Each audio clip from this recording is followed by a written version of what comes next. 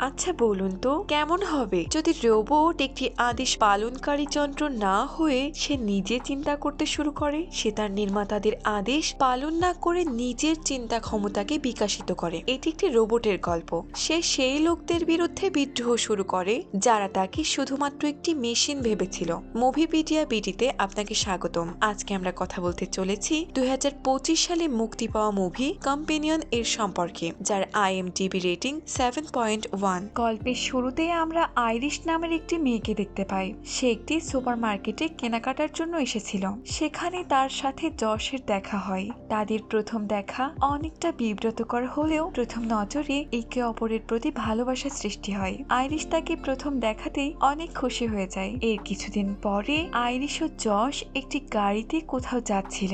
Irish যশকে অনেক ভালোবাসতো। সে সব সময় তার সম্পর্কে ভাবতে থাকে। তারা একটি ট্রিপের উদ্দেশ্যে রওনা হয়েছে। যশ তার বন্ধুদের সাথে পরিকল্পনা করে একটি লেক হাউসে যাওয়ার সিদ্ধান্ত নেয়। কিছু সময় পরে তারা দুইজন লেক হাউসে পৌঁছে যায়। সেখানে তার বন্ধু ক্যাট তাদেরকে স্বাগত জানিয়ে বাসার ভিতরে নিয়ে যায়। ভেতরে গিয়ে সে তার অন্য বন্ধু এলি ও তার বয়ফ্রেন্ড প্যাট্রিকের সাথে দেখা করে। কিছুক্ষণ পরেই সার্গেই নামে একজন সেখানে আসে। সে একজন মিলিয়নার ছিল। এই অসাধারণ বাড়িটি তার নিজের ছিল। সে দেখতে একটু ভয়ঙ্কর ছিল। সার্গেই আইরিশের দিকে তীক্ষ্ণ দৃষ্টিতে তাকিয়েছিল, যার কারণে সে অনেকটা আনকমফোর্টেবল ফিল করে, যার জন্য সে ফ্রেশ হওয়ার কথা বলে সেখান থেকে চলে যায়। সে ফ্রেশ হয়ে নিচে এসে সবার সাথে জয়েন করে। এরপর টেবিলে বসে প্যাট্রিক তার ও এলির রিলেশন সম্পর্কে কথা বলছিল। সে সবাইকে এটা বলছিল তাদের সম্পর্ক কতটা গভীর ছিল। প্যাট্রিকের কথাগুলো আইরিশের অনেক ভালো লাগছিল, কেননা সে নিজেও যশের সাথে একটা সিরিয়াস রিলেশনশিপে ছিল।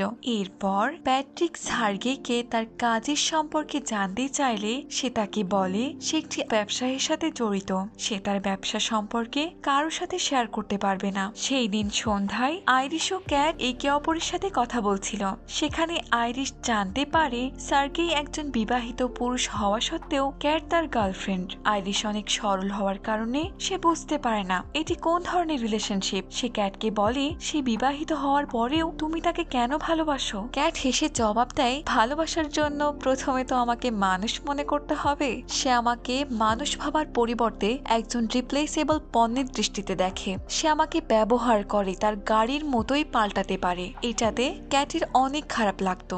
আইরিশ তখনও তার কথা বুঝতে পারছিল না। সে ক্যাটকে বলে তোমার জায়গা কেউ কখনো নিতে পারবে না। এটা শুনে ক্যাট তাকে আর বোঝানোর চেষ্টা করে না, কেননা এটাই প্রথমবার ছিল আইরিশ সম্পর্কের ডার্ক সাইড সম্পর্কে জানতে পারে। সে এর জন্য প্রস্তুত ছিল না। এরপর সবাই রাতে পার্টি করতে থাকে। পরের দিন সকালে আইরিশ ফ্রেশ হয়ে যশকে তার সাথে বিচে যাওয়ার কথা বলে। যশ তাকে বলে তুমি একা চলে যাও, আমি ফ্রেশ হয়ে আসছি। ততক্ষণ পর্যন্ত তুমি এই সুন্দর দিনটাকে উপভোগ করো। আইরিশ তার কথা শুনে একাই বিচে চলে যায়। আইরিশ সেখান থেকে যেতেই যশ তার ফোনটা নিয়ে কিছু একটা টাইপ করতে থাকে। আইরিশ বিচে পৌঁছে সে তার পকেটে একটি চাকু দেখতে পায়, যেটা দেখে সে অনেকটা অবাক হয়। এর মাঝেই সার্গেই সেখানে উপস্থিত হয়। তাকে দেখে আইরিশ তৎক্ষণাৎ চাকুটি তার পকেটে লুকিয়ে ফেলে। সার্গেই পেছনে বসে আইরিশকে গুড মর্নিং বলে। সে আইরিশের দিকে এমন ভাবে তাকিয়ে থাকে, এটি দেখে আইরিশ আনকমফোর্টেবল ফিল করে। সে যশকে ডাকার কথা বলে সেখান থেকে যেতে চায়। তখনই সার্গেই নরম সুরে তাকে পাশে বসতে বলে, যেটা শুনে আইরিশ তার কথা মেনে নেয়। কিছুক্ষণ পরেই সার্গেই আইরিশকে তার পিঠে সানস্ক্রিন লাগানোর কথা বলে, যেটাতে আইরিশ অস্বস্তি বোধ করলেও তার কথায় রাজি হয়ে যায়। সার্গেই এর পিঠে সানস্ক্রিন লাগানোর সময় তার খারাপ মানসিকতা বাইরে আসতে থাকে। সে আইরিশের হাত ধরে তার সাথে মিসবিহেভ করতে থাকে। অন্যদিকে সবাই ঘরে বসে একসাথে কথা বলছিল। তখন সেখানে আইরিশ রক্তাক্ত শরীর নিয়ে আসলে তাকে দেখে সবাই ভয় পেয়ে যায়। যশ তার কাছে জানতে চায় তোমার এই অবস্থা কেন। আইরিশ যশকে বলে সে সার্গিকে হত্যা করেছে। আইরিশ কান্না করে সেই ভয়ঙ্কর ঘটনা যশকে বলে। সে ইচ্ছা করে তাকে খুন করেনি, সে শুধুমাত্র নিজেকে রক্ষা করছিল। আইরিশ যশকে বলে সে আমার সাথে মিসবিহেভ করছিল। আমি নিজেকে রক্ষা করতে গিয়ে একটি বোতল তার মাথায় মারলে সে একটি পাথরের উপর পড়ে অজ্ঞান হয়ে যায়। কিছুক্ষণ পরে তার জ্ঞান ফিরলে সে আমার উপর আক্রমণাত্মক হয়ে ওঠে। সে আমার গলা টিপে হত্যা করার চেষ্টা করে, যার কারণে আমার পকেটে থাকা চাকু দিয়ে তার গলায় আঘাত করি। আইরিশ তাকে এসব কিছু বলছিল, তখনই যশ জোরে চিৎকার করে শাটডাউন বললে সে অজ্ঞান হয়ে যায়। এরপর প্যাট্রিক আইরিশকে একটি চেয়ারের সাথে বেঁধে দেয়। যশ চেয়ারের সামনে বসে তাকে সচল হতে বলে। আইরিশ তার জ্ঞান ফিরলে সে অনেকটা ভয় পেয়েছিল। যশ তাকে জানায় সে কোনো মানুষ নয়, সে একটি রোবট, তোমাকে একটি কম্পেনিয়ন হিসেবে তৈরি করা হয়েছে। কিন্তু আইরিশ এই কথাটা বিশ্বাস করতে পারে না। সে নিজেকে একজন মানুষ মনে করত। তার এটা ভাবা স্বাভাবিক ছিল, কেননা এই টেকনোলজি অনেক বেটার ছিল। তার ও মানুষের মধ্যে কোনো পার্থক্য খুঁজে পাওয়া অনেক কঠিন ছিল। আইরিশ বিশ্বাস না করায় সেটি প্রমাণ করার জন্য যশ তার ফোনটা বের করে তার আওয়াজ ও ভাষাকে নিয়ন্ত্রণ করে দেখায়, যেটা শুনে আইরিশ অনেক বেশি অবাক হলেও সে বিশ্বাস করে না যে সে একটি রোবট। সে যশকে বলে তার ছোট থেকে এখন পর্যন্ত সব স্মৃতি মনে রয়েছে। সে তাকে এটাও বলে প্রথমবার তাদের সুপার মার্কেটে দেখা হয়েছিল, তখনকার সম্পূর্ণ স্মৃতি তার মনে আছে। যশ তাকে বলে এসব কিছু তোমার মাথার মধ্যে ইনস্টল করা হয়েছে, এমন কিছু বাস্তবে ঘটেনি। সে তাকে বলে আমার একাকিত্ব দূর করার জন্য একটি রোবট অর্ডার করেছিলাম যে সম্পূর্ণভাবে একজন লাইফ পার্টনারের মতো পাশে থাকবে। কোম্পানি থেকে ডেলিভারির সময় আমাকে জানানো হয়েছিল রোবটটি পুরোপুরি কাস্টমাইজ করা হয়েছে। তার চোখ, আওয়াজ ও ইন্টেলিজেন্ট সমানভাবে অ্যাডজাস্ট করা যাবে। সাথে এখানে সেফটি সেটিংসও রয়েছে, যার জন্য সে মানুষের ক্ষতি করবে না। তাই রোবটটি পুরোপুরিভাবে সুরক্ষিত। যদি কখনো তোমার এটিকে রিসেট করার প্রয়োজন হয়, তাহলে কানের পিছে একটি বাটন চাপ দিলেই রোবটটি রিসেট হয়ে যাবে। সাথে তারা তাকে এটিও বলেছিল আইরিশের ডিফল্ট সিস্টেমে এমন একটি সেটিং রয়েছে যার কারণে সে নিজেকে একটি মানুষ ভাববে। এইসব কিছু শোনার পরে আইরিশ মেনে নেয় সে একটি রোবট। সার্গিকে হত্যা করার জন্য সে নিজেকে অনেক বেশি অপরাধী মনে করে। সে বলে সে সবকিছু ঠিক করতে পারবে। সে এখনো যশকে ভালোবাসে। যশ তাকে বলে এখন এটা আর সম্ভব নয়। এর মাঝে ক্যাট এসে চিৎকার করে যশকে বলে সে আইরিশকে কেন অন করেছে।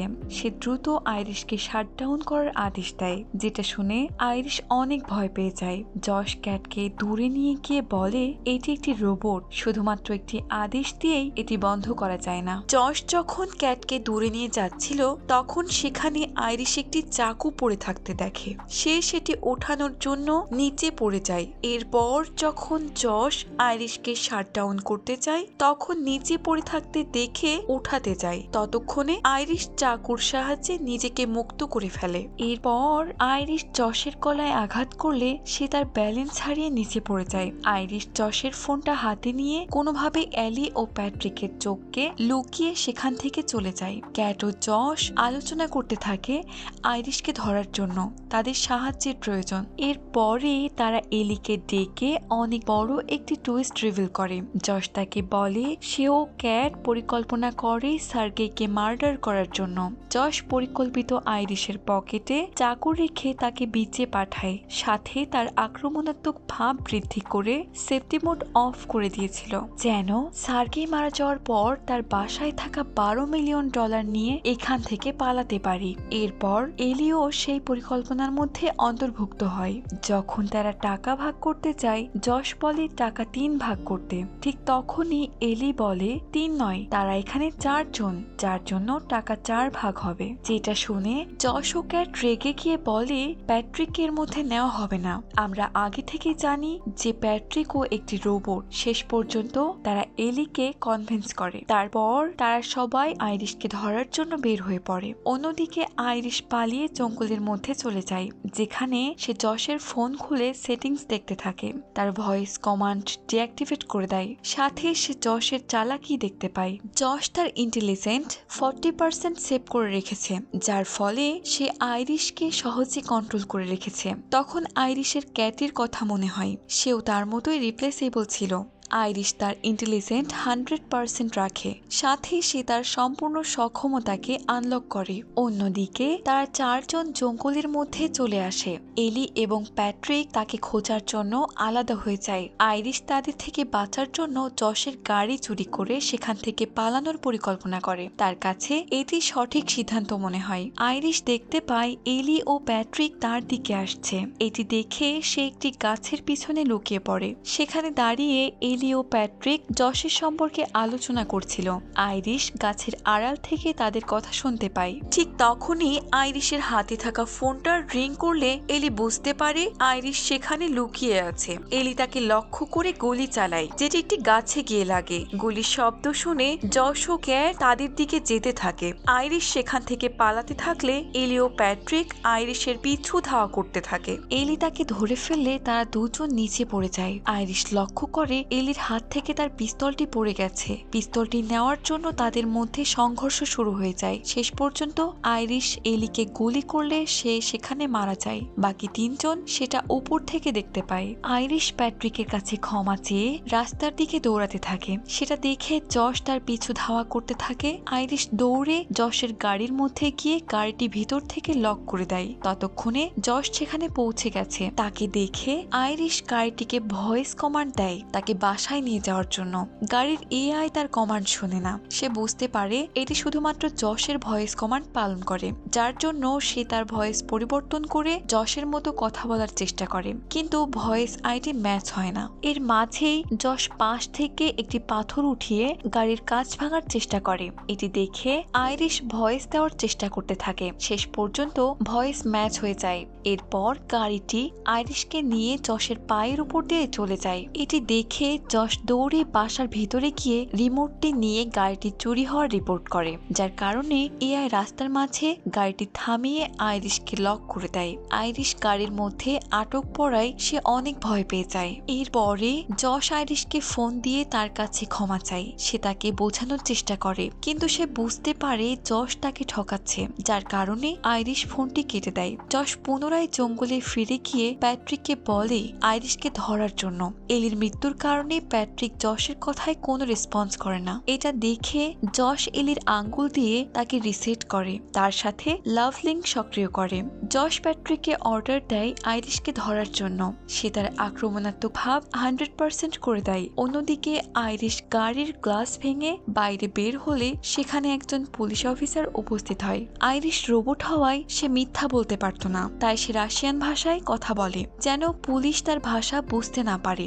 অফিসার তার ভাষা বুঝতে না পারলেও সে গাড়ির মধ্যে থাকা রক্তাক্ত চাকুটি দেখতে পায়। সেটি দেখে অফিসার তাকে গান পয়েন্ট নিয়ে স্যারেন্ডার করতে বলে। আইরিশ তার জীবন বাঁচানোর জন্য স্যারেন্ডার করে দেয়। অফিসার তাকে হ্যান্ডকাপ লাগাচ্ছিল, ঠিক তখনই সেখানে প্যাট্রিক এসে পুলিশকে মেরে ফেলে।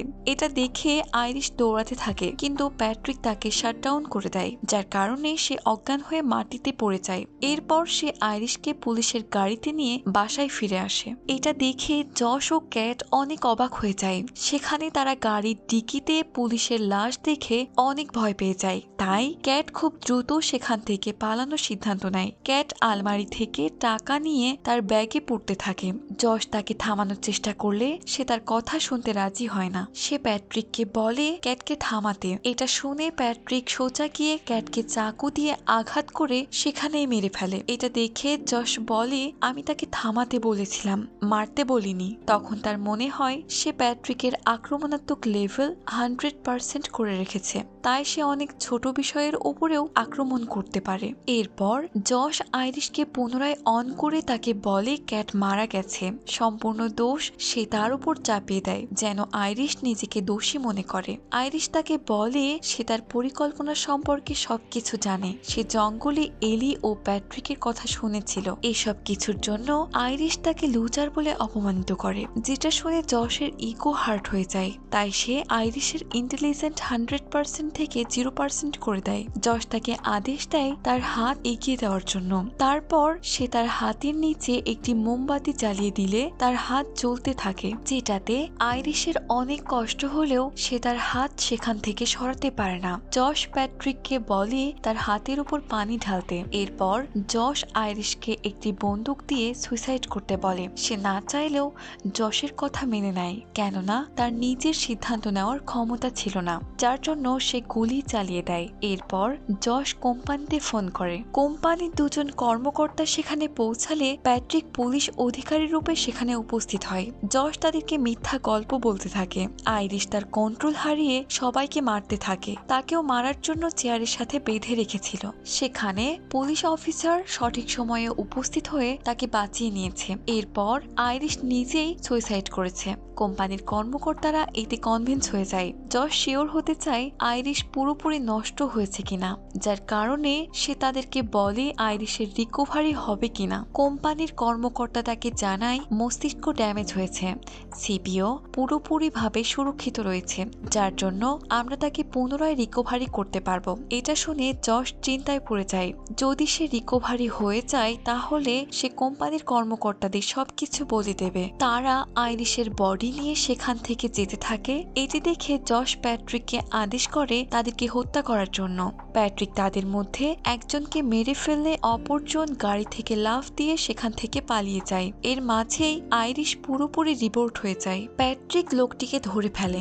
সে তাকে মারতে যাবে, ঠিক সেই মুহূর্তে সেখানে আইরিশ চলে আসে। সে প্যাট্রিককে আঘাত করার চেষ্টা করে, কিন্তু তার সম্পূর্ণ সেটিংস ডিফল্ট হওয়ায় সে কাউকে আঘাত করতে পারবে না। আইরিশকে দেখে প্যাট্রিক তাকে মারার জন্য এগিয়ে আসতে থাকে। প্যাট্রিককে তার দিকে আসতে দেখে সে তাকে এলির কথা বলতে থাকে, যার কারণে তার মস্তিষ্ক অতীতের কথা মনে করতে থাকে। এলির সাথে কাটানো সব মুহূর্ত প্যাট্রিকের মনে হতে থাকে, যার জন্য সে ভেতর থেকে ভেঙে পড়ে। সেখানে তার আক্রমণাত্মক 100% হওয়া সত্ত্বেও ইন্টেলিজেন্ট মাত্র 0% ছিল, যার কারণে সে সুইসাইড করে। অন্যদিকে যশ আলমারি থেকে টাকা একত্র করে সেখান থেকে পালানোর চেষ্টা করে। ঠিক তখনই সেখানে আইরিশ চলে আসে। আইরিশ সম্পূর্ণভাবে তার নিজের কন্ট্রোলে ছিল। সে যশের দিকে বন্দুক তাক করে। এটি দেখে যশ তাকে বলে, তুমি আমাকে মারতে পারো না। যশ আত্মবিশ্বাসের সাথে তার দিকে এগিয়ে যায়। যশ তাকে গুলি চালানোর জন্য বলতে থাকে। সে সুযোগ বুঝে আইরিশের ওপর আক্রমণ করলে আইরিশ ফ্লোরে পড়ে যায়। এরপর যশ তাকে অমানবিকভাবে মারতে থাকে। যশ তার পেটে বন্দুক তাক করে। এটা দেখে আইরিশ খুব দ্রুত একটি ওয়াইন বোতল দিয়ে তার মাথায় আঘাত করে, যার কারণে যশ সেখানেই মারা যায়। এরপর আইরিশ ফ্রেশ হতে গেলে তার জ্বলে যাওয়া হাতের চামড়া খুলে পড়ে এবং তার রোবোটিক হাত বের হয়ে আসে। তারপর সে নতুন কাপড় পরে আলমারি থেকে টাকা নিয়ে মুক্ত জীবনের উদ্দেশ্যে বের হয়। এইভাবেই মুভিটি শেষ হয়ে যায়। যদি এই গল্পটি আপনাদের পছন্দ হয় তাহলে ভিডিওটিতে একটি লাইক ও একটি কমেন্ট করুন। এমন সব অসাধারণ গল্প পেতে চ্যানেলটি সাবস্ক্রাইব করে আমাদের পাশে থাকুন। ধন্যবাদ।